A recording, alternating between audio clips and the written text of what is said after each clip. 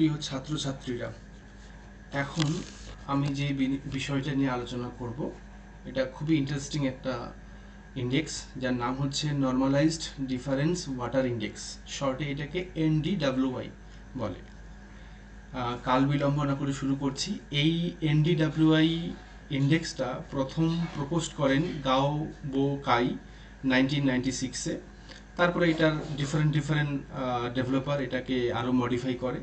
তার থেকে সবচেয়ে বড় যেটা যেটা আমরা নর্মালি জিওগ্রাফিতে ফলো করি, যে মেথডটা, যার মেথোডোলজিটা, সেটা হচ্ছে ম্যাকফিটার্স। এই ম্যাকফিটার্স 1996-এ এনডিডাব্লিউআই এর যে ফর্মুলাটা দিয়েছিল সেটাই নর্মালি আমরা ইউজ করি। এছাড়াও আরও মডিফাইড ফিচার তো আছেই, কিন্তু আমরা নর্মালি এই ম্যাকফিটার্সটাই ইউজ করি। আচ্ছা, এই ম্যাকফিটার্সটা কেন ইউজ করি? কারণ নদী, পুকুর, হ্রদ ইত্যাদি জলাশয়কে শনাক্ত করতে এটা খুবই ইউজফুল একটা টুল। এখন এর কোর কনসেপ্টটা কি? NDWI হচ্ছে একটা নর্মালাইজ স্পেকট্রাল ইন্ডেক্স, যা স্যাটেলাইট ইমেজ ব্যবহার করে জলের উপস্থিতি নির্ণয় করে। এর ভিত্তি হলো, আমরা জানি যে জল গ্রিন ব্যান্ডকে বেশি করে রিফ্লেক্ট করে এবং নিয়ার ইনফ্রারেড ব্যান্ডকে তুলনামূলক কম প্রতিফলিত করে।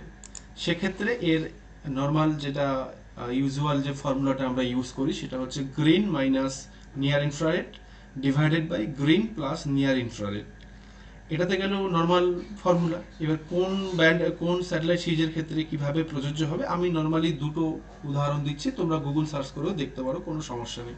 নর্মালি ল্যান্ডসেট 8 এবং Landsat 9-এ band combination মোরলেস same.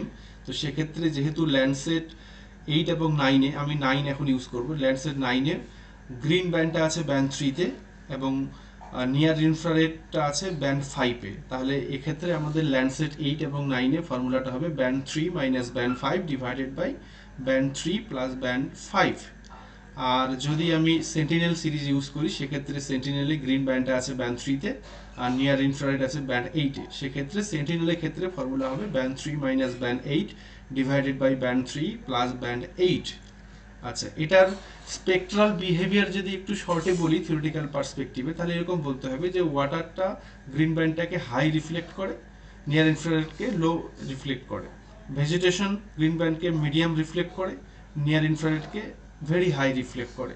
Soil বা মাটি গ্রিন ব্যান্ডকে খুবই মিডিয়াম রিফ্লেক্ট করে আর নিয়ার ইনফ্রারেডকেও মিডিয়াম রিফ্লেক্ট করে।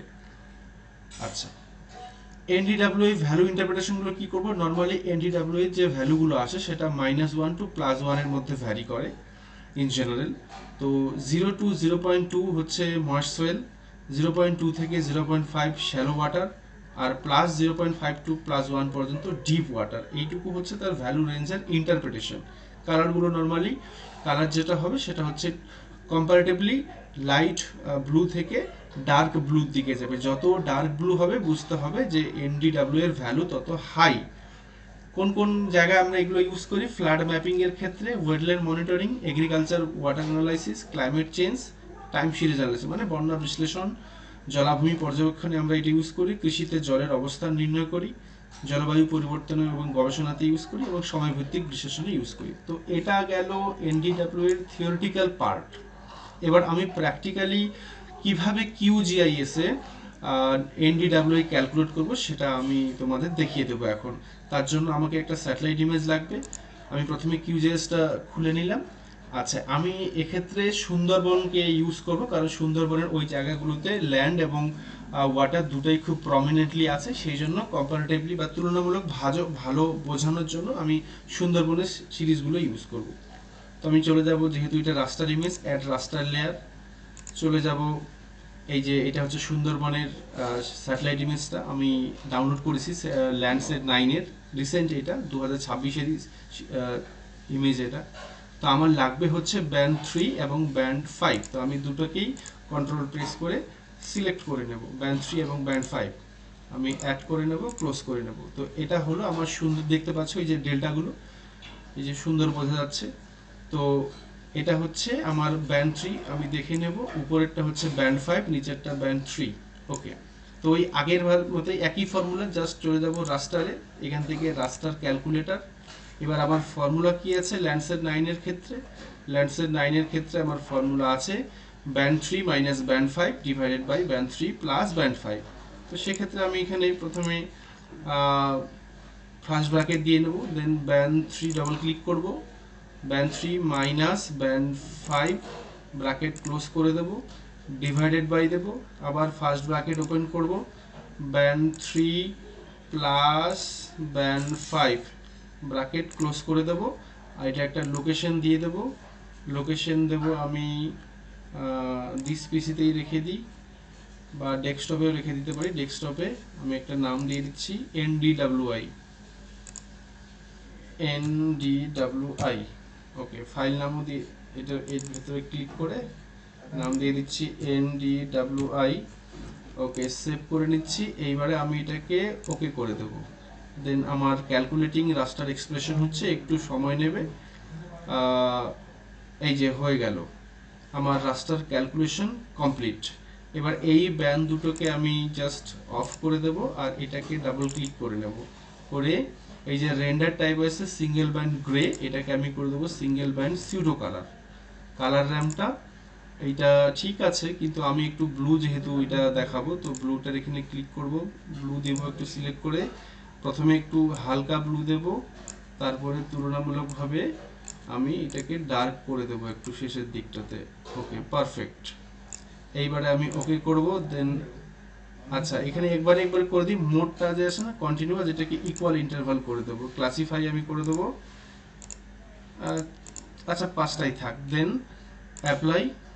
ওকে, দেখো খুব সুন্দর, কিন্তু আমি যদি প্যান ম্যাপটাকে সিলেক্ট করে দেখি, দেখো সুন্দরভাবে কিন্তু ক্লাসিফিকেশন হয়ে গেছে। এই যে দেখতে পাচ্ছ, এটা হচ্ছে ওয়াটার বডি, দেখে বোঝাই যাচ্ছে একদম খুব প্রমিনেন্ট এসছে, আর এগুলো হচ্ছে জল নেই এই জায়গাগুলোতে।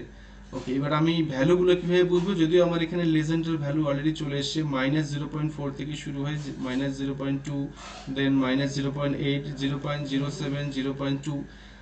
আরো একটা ভালো উপায় আছে, তোমরা চাইলে এই যে এখানে ইনফো টুলটা আছে না, কোথায় এই যে ইনফো আইডেন্টিফাই ফিচার্স, এটাকে একটু জুম করে দেখো, যেখানে ক্লিক করবে ভ্যালুগুলো দেখো, এটা -0.18, এইটা 0.11, তো বোঝাই যাচ্ছে যে ভ্যালু যেখানে ক্লিক করবে এটা দেখো -0.19। তো এইখানে একটু দেখো, এইটাতে একটু হালকা ওয়াটার বোঝা যাচ্ছে, সেটা একদম জিরোর সমান সমান। যাই হোক, এভাবে দেখতে পারো। তো এই হচ্ছে নর্মালাইজ ডিফারেন্ট ওয়াটার ইন্ডেক্স।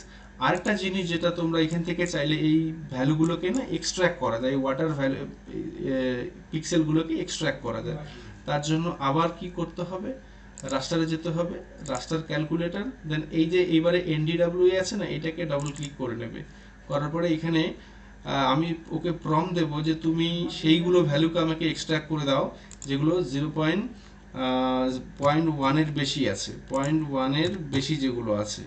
আমি নাম দিলাম তাহলে এক্ষেত্রে NDWI 0.1 দেব।